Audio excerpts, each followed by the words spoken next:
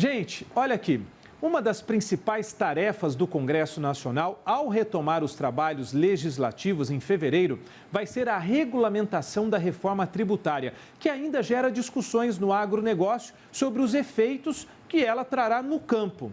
Então, vamos discutir um pouquinho mais sobre isso. A gente convidou, então, o advogado tributarista que está conosco aqui, que é o doutor Eduardo Berbigier. Né, doutor Eduardo? Muito obrigado pela gentileza de atender o JTV e nos auxiliar aqui, né, sobre esse tema tão importante. Aliás, uma das principais mudanças da reforma é a criação do IVA, né, que vai unificar impostos. Quais os impactos disso para o nosso setor, para o agronegócio? Boa noite, doutor Eduardo. Boa noite, Márcio. É um prazer falar com os telespectadores do JTV. Os impactos são inúmeros e podem ser ainda maiores.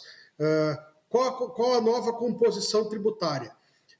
Nós denominamos IVA porque é o Imposto sobre o Valor Agregado. Ele deve incidir só sobre os valores acrescentados em cada operação, para evitar a cumulatividade. Mas, na verdade, serão 3 tributos novos. Um se chama CBS, que é a Contribuição sobre Bens e Serviços, que é o tributo federal, substituirá o PIS, COFINS e o IPI, e o IBS, Imposto sobre Bens e Serviços, que substituirá o imposto estadual, que é o ICMS, e o imposto municipal, que é o ISS. E tem um terceiro tributo, que é o imposto seletivo, chamado imposto do pecado, como estão dizendo, que ele deve incidir sobre bens e serviços nocivos ao meio ambiente ou nocivos à população. Então, deixarão de existir esses 5 tributos, entrarão esses 3 com esta, digamos assim, perspectiva de incidir sobre o valor agregado, não haver cumulatividade.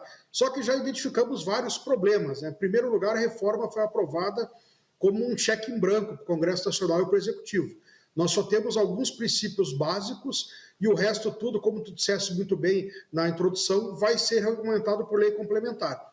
Então, a população aprovou uma reforma, a população, digamos assim, não teve o que fazer, né, com relação à aprovação do Congresso Nacional, e o Congresso aprovou sem detalhes básicos. Por exemplo, quanto será a alíquota desses tributos somados, né, do IVA, vamos chamar de IVA? Pelo que o ministro Fernando Haddad disse, será 27,5%. É a alíquota mais alta do mundo. A alíquota mais alta hoje é 27%, que é da Hungria. Então, só por aí nós já vemos uma grande perspectiva de aumento de carga tributária. Falando no agronegócio especificamente, o agronegócio terá uma redução de 60% sobre essa base. Então, pagará em torno de 11% sobre as operações. É muito mais do que as empresas do agronegócio, os produtores, pagam hoje a título de PIS, COFINS e ICMS, que são os tributos que serão substituídos no caso do agro. Então, nós teríamos aí hoje uma carga média de 3,8% a 4% desses tributos, que, pela nova lei, mesmo com a redução, irá para 11%. Então, isso é quase 3 vezes o valor do tributo atualmente pago. Como disse o Marco Sintra, que foi ex-secretário da Receita Federal, deve haver um deslocamento muito grande de tributação, com os setores do agronegócio, da construção civil e dos serviços sendo muito mais penalizados.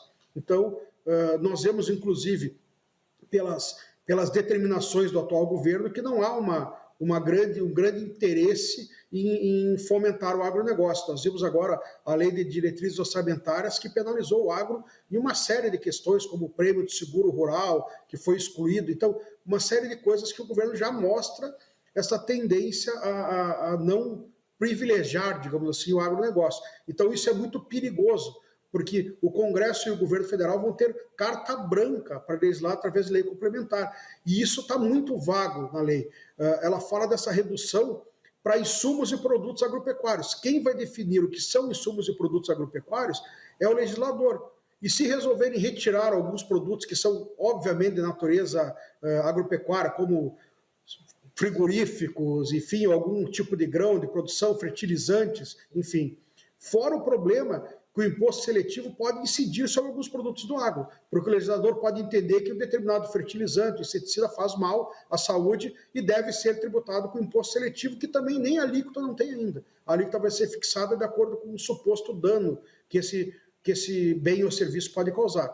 Então, realmente é um quadro muito preocupante, porque nós já temos todos os indícios de que vai haver aumento na carga tributária só com a emenda constitucional, sem a regulamentação ainda, que deve piorar, pelo que nós temos visto, o quadro. Até porque nós nunca vemos o governo falar em redução de custos, sempre aumento de carga tributária. Tivemos agora um déficit de 230,5 bilhões, o pior da história, e ainda que o governo usou de vários subterfúgios no ano passado para elevação de carga tributária, retrocedendo várias conquistas que os empresários conseguiram dos tribunais e nem assim conseguiu eliminar esse grande déficit.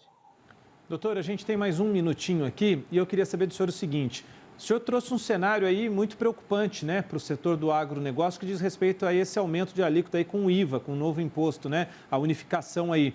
Tem como isso ser revisto para o setor? Tem como brigar para que esse seja revisto até a regulamentação? O que dá para ser feito, então? A Frente Parlamentar do Agronegócio, que tem vários parlamentares, deve se mobilizar contra esses retrocessos. Não admitir uma alíquota de 27,5%, por exemplo, que é absurda.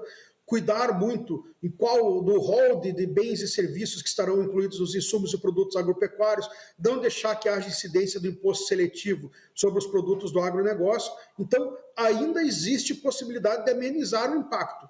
Tudo não, porque a reforma já foi aprovada em suas linhas básicas. Então, certamente a elevação para o agro haverá. Agora, a Frente Parlamentar do Agronegócio trabalhando e os grandes líderes do agronegócio do Brasil podem trabalhar junto ao Congresso para que o impacto não seja ainda mais nefasto. Muito bem, doutor. Muito obrigado, senhor, pela gentileza. Né? Sempre muito importante a gente trazer um especialista aqui da área e trazendo clareza para a gente, para todo o setor, sobre esse tema tão importante, com o doutor Eduardo Berbigier. Né? Tá certo, né, a pronúncia do nome, né, doutor? Certíssimo. Berbigier. Que origem que é, doutor? Francês. Francês, tá certo. Um abraço a todas as pessoas, todos os descendentes franceses aqui que estão conosco no Brasil. Doutor, muito obrigado pela gentileza aí, por nos atender aqui no JTV. Seja sempre bem-vindo, viu?